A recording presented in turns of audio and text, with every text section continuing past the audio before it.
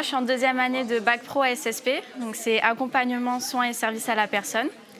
Donc ça consiste pour tout ce qui est métier de sanitaire et social, pour tout ce qui est auxiliaire de puériculture, puéricultrice, infirmière et d'autres options si on va aller plus loin. Ça dépend des personnes. J'ai appris que ce nouveau bac pro se faisait ici et ça m'intéressait assez le contact avec les personnes. Et du coup, j'ai décidé de faire cette section pour l'ouverture de métiers plus tard. Alors, on a des heures de cours techniques en ce qui concerne le professionnel. Là, cette année, on a réalisé un projet avec une association qui s'appelle le Perce-Neige. On leur a fait des animations, cuisine, sport.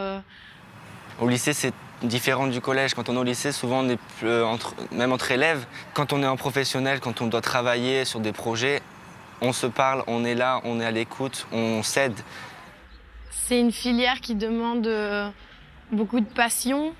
Il faut avoir envie de travailler avec des personnes âgées, handicapées, même des enfants.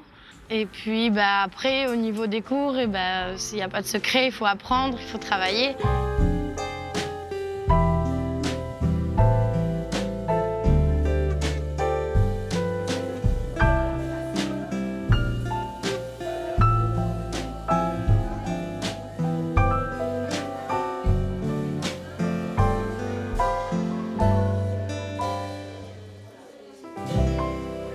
Les stages en première année, donc en seconde, on en fait 2.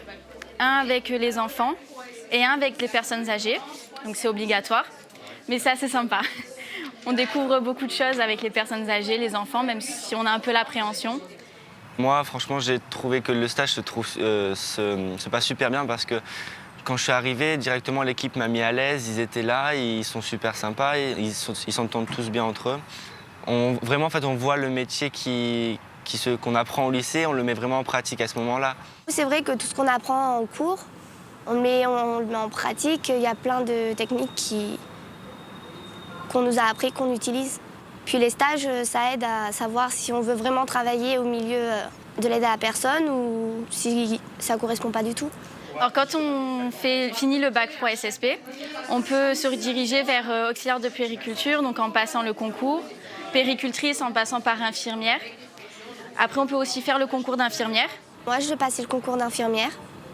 Si je le loupe, je passe le concours d'aide-soignante. Je travaille en tant qu'aide-soignante. Et par la suite, je repasserai le concours d'infirmière. Maintenant, en tant qu'auxiliaire de puériculture aux urgences, c'est vraiment un métier qui apporte beaucoup, c'est un métier qui fait grandir. On se sent vraiment utile, à savoir que quand on exerce plus de 3 ans en milieu hospitalier ou n'importe quel milieu, au niveau AS, donc aide-soignante ou auxiliaire, on peut passer le concours infirmier en liste 2. C'est du professionnel, donc on est en bac pro, on n'est pas vraiment dans les cours.